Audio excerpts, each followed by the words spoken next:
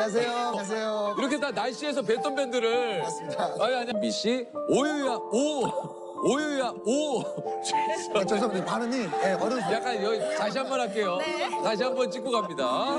MBC 오유 안나 씨, 네, 세 분 감사드리겠습니다. 안녕하세요. 반갑습니다. 예, 그리고요. 안녕하세요. 저는 12시 MBC 뉴스 맡고 있는 오요한나입니다. 예, 오유 안나 씨. Сайн бацгаана уу? Та бүхэндээ өнөөдрийн мэндийг хүргэе. Болсон явдлын имшлэгтээ эргээд тавтай морил. Та нартайгаа энэ болонгаараа уулзааг уудсан байна. Бичлэгийг маань хүлээдэгт баярлалаа. Өнөөдрийн бичлэгээрээ Солонгос шуугаан дэгдээсэн саяхны нэг хэрэг болох нэгэн нэвтрүүлэгч бүсгүйн хэргийн талаар ярьж өгөх болно. Энэ хэргийн талаар одоо хүртэл хангалттай мэдээлэл алга. Гэхдээ чадхаараа мэдээллийг нь цуглуулan бэлтгэлээ. Хэрвээ та бүхэн миний сувгийг дэмжиж байвал лайк дараад, subscribe дараарай, мөн сэтгэлээ доор үлдээгээрэй. Тэр нь надад их тус болно шүү. За ингээм үнцэмшлэхтэй орцгоё. Энэхүү хэрэг нь The Glory киноны үйл явдал бодит амьдрал дээр давтагдж байгаа гэмээр юм хэрэг болсон. Бидний ярих гол хүн бол Солонгосын цаг агаарын мэдээний хөтлөгч Уу Анна гэдэг эмэгтэй байгаа. Тэрээр MBC-д ажилладаг. MBC гэдэг нь Солонгосын хувьд яг л Монголын үндэсний телевиз, Хятадын CNN шиг Солонгост хамгийн том телевизийн сувгуудын нэг юм. Тухайн эмэгтэй нь 28 настай байсан бөгөөд харамсалтай нь 2024 оны 9-р сард нас барсан. Тэр үед түүний нас баралтын шалтгааныг нийтэд зарлаагүй, зүгээр л нас барсан гэдгийг мэдээлсэн. Гэтэл хэдэн сарын дараа буюу 4-5 сарын дараа үнэн хэрэгтээ юу болсон, яагаад тэр ийм үйлдэл хийснийг нь мэдсэн. Нас баралтын шалтгаан нь харамсалтай нь амиа орлолт байсан. Саяхан л гэр бүлийнх нь үнэн бодит байдлыг мэдсэн байна. Учир нь түүний гар утас нууц кодтай байсан бөгөөд гэр бүл нь түүний утсыг нээж доторх мэдээллийг нь үзэхийн тулд мэдээллийн хүмүүсээр кодыг нь тайлуулсан. Тэгээд гар утсыг нь нээгээд үзтэл нийт 17 хуудас бүхий загтал бичсэн байсан. Загтал нь голчлон ажлын орчин дахь дээрлэлтийн тухай бичсэн байсан. Тэрээр 1996 онд төрсөн, нас барахдаа 28 настай байсан гэж өмнө хэлсэн. Тэрээр айдол болохоор бэлтгэгдэж байсан бөгөөд бас сайн сургууль төгссөн, ухаалаг, ууж узан ааштай, гоо үзэсгэлэнтэй нэгэн байсан. Үнэхээр л нэвтрүүлэгч болохоор төрсөн мэт тийм охин байж л дээ. Солонгост зарим мэргэжлүүд нь нийгмийн өндөр байр суурийг илэрхийлдэг, гадаад оронд жирийн санагдах ажилч энд илүү онцгой гэж тооцогддог. Ялангуяа цаг агаарын нэвтрүүлэгч бол үзэсгэлэнтэй байх нь бараг дотоодод бичигдээгүй дүрм шиг зүйл юм.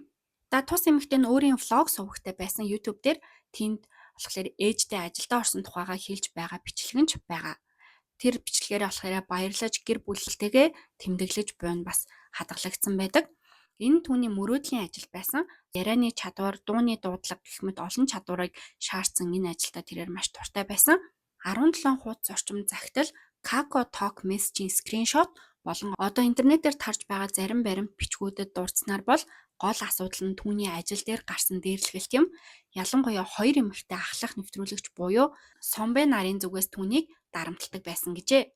Цаг агаарын мэдээ уншдаг хүмүүс ээлжлэн ажилдаг бөгөөд тэр хоёр ахлах нэвтрүүлэгч бүсгүй сүүлийн 2 жилийн турш Аннаг байнга дээрлэхэж дарамтлж ирсэн байна.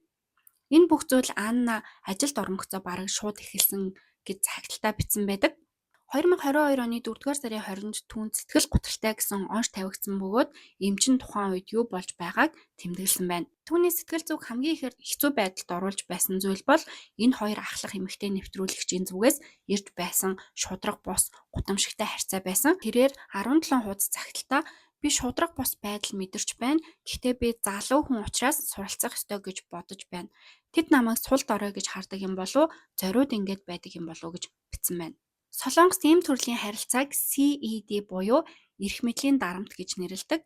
Энэ нь ахмад настай эсвэл тухайн салбарт удаан ажилласан хүмүүс залуу шинэ ажилтнуудыг дарангуйлдаг үзэгдэл юм. Ахмад ажилтныг Сомбэ, харин шинэ залуу ажилтныг Хүүбэ гэдэг. Аннагийн хэлснээр ажлын газрын дээрлэхэлт бүр илүү хүндэрсэн нь түүний Quiz on the Block гэдэг нэвтрүүлэгт орсноос хойш гэж тэрээр үзсэн. Энэ бол Солонгост хамгийн том нэр хүндтэй нэвтрүүлгүүдийн нэг бөгөөд түүнд ороход л амжилттай яваа хүн гэж тооцогддог. Харин Анна энэ шоунд орсныхаа дараа бусад ахлах нэвтрүүлэгч нараас чи яагаад бидэнд хэллэгүйгээр орсон юм бэ? Чи ганцаараа л нэвтрүүлэгч юм уу гэх мессежүүдийг хүлээж авч исэн. Миний бодлоор бол тэд түүнд татаархсан байж юусоо магадгүй. Яагаад гэвэл тэр бол Хүүбэ, харин тэд олон жил ажилласан Сомбэ нар шүү дээ. Аннагийн өгүүлснээр энэ явдлаас хойш дээрлэхэлт улам дамжирсан. Нэг удаа ахлах нэвтрүүлэгч түүн рүү Чи яасан бэ гэж хэлэхэд Анна уушлаараа юун тухай яриад байгаа юм бэ гэж асуусан. Тэгэхэд нөгөө эмэгтэй нь чи яагаад надтай ингэж яриад байгаа? Чи надтай муудалцах гад байгаа мó гэж буруутгасан байна. Анна бүр гайхаад юу гэж миний өнгө айс тийм муу байсан юм уу? Би уучлалт гуйж байна гэж хариулсан ч нөгөө эмэгтэй нь би чамтай ярихыг хүсэхгүй байна. Чи хитрхи муухай надтай харьцаж гин гэж ширүүн хариулж байсан. Түүнчлэн Аннаг үргэлж буруутгадаг хэд хэдэн ахлахууд нийлээд түүнийг дээрлэгдэг байсан гэж тэрхүү 17 хуудсандаа бичсэн байсан. Ажлын цаг өнгөрсөн ч эргээд ажил дээр ирэхийг шаарддаг байсан. Жишээ нь нэг Kakao Talk чатан дээр нэг сон байна. Чи гэртээ харьчихсан уу гэсэн чинь Анна тийм ээ ахлахаа гэсэн чинь тэр ахлах нь чи хаана байна? Буцаад компани дээр чам руу залгасан шүү. Чи яагаад залгахгүй байгаа юм гэх мэтэр ажлын дараах дарамтыг өгдөг байсан. Эндээс харахад тэрний өнгө айс үнэхээр зандралтай, огт мэрэгжлийн бос байсан. Аннагийн хэлснээр энэ мэт зүйлс 2 жилийн турш тогтмол үргэлжилж өдөр бүр шахуу дарамттай ажилладаг байсан. Бүр The Glory киноны Mean Girls шиг зан авиртай эмэгтэйчүүд байсан байна. Тэдний зүгээс ажил таарсан ч буцаад эргэх шаардлага нь олон удаа давтагдаж байсан. Ер нь дэлхийн бусад оронд ийм зүйл ер нь бол ажлын дараа байж болохгүй үнэхээр шаардлагатай бол тухайн хүндээ найрсгаар хэлэх ёстой. Харин Солонгосын ажиллах соёлд ахлах ажилтнанд тушаал өгвөл дуулууртаа даах ёстой гэх мэт сэтгэлдлүүд ер нь бол хүмүүсийн дунд байд юм шиг байна. Kakao Talk-ийн тэр мессежийн дараа Анна эргээд ахлахтаа уцаар залгасан байдаг. Тэгэхэд тэр ахлах нь хэлэхдээ би чиний найз юм уу? Чи намайг найз гэж бодоод байна уу гэж хэлсэн. Тэгээ Анна үгүй та миний ахлах хүн гэж хэлэхэд нөгөө эмэгтэй нь чи надтай маргах гээд байна уу гэж зандраад өнөөдөр би өөр газар уулзалттай байсан. Уушлаараа таныг гомдоосон бол уучлаарай гэж Анна тайлбарсан. Тэгэхэд ахлах нь зүгээр л мэдээч шүү дээ гэд нэг тийм уучлаарай гэдэг үгийг хүлээж исэн юм шиг хандлага өөдөөс нь гаргасан. Анна болохоор надад үнэхээр гомдолтой байна. Яагаад ажлаа тараад гэртээ харсан хүнийг яаралтай биш бол буцааж ажил руу дуудана гэж. Яг л амь насны аюул тулгарсан юм шиг биш л бол тэгж болохгүй шүү дээ гэж хэлсэн. Тэгээд тэр бас хэлэхдээ бид бүгд цагийн тариафтай ажиллаж байгаа хүмүүс надад тэгж тушаал өгөх эрэхгүй хүн намайг дуудаж байгаад би гайхаж байна. Бид бүгд компани ажилчид энэ ахлах ажилтан өөрөө цалин өгдөг хүн биш. Энэ бүхэн яг л Mean Girls буюу дээрлэхүү охид шиг авирлал. Ер нь энэ чат гэхгүй ер нь л бусад мессеж чатнууд нь бүгдээрээ догшин дээрлэхүү өнгө айстай. Нэг мессежэн дээрээ дахиад чиний буруугаас болоод би нүүр будалтгүйгээр камерын өмнө гарах болсон. Энэ тухайд чамд хэлэх үг байна уу гэж бичсэн байна. Энэ мэд дарамт зэмлэлүүд өдөр бүр тохиолдож байсан. Тэгээд бас нэг чатан дээр ахлах нь чи яагаад дандаа уучлалт гуйгаад байдаг юм?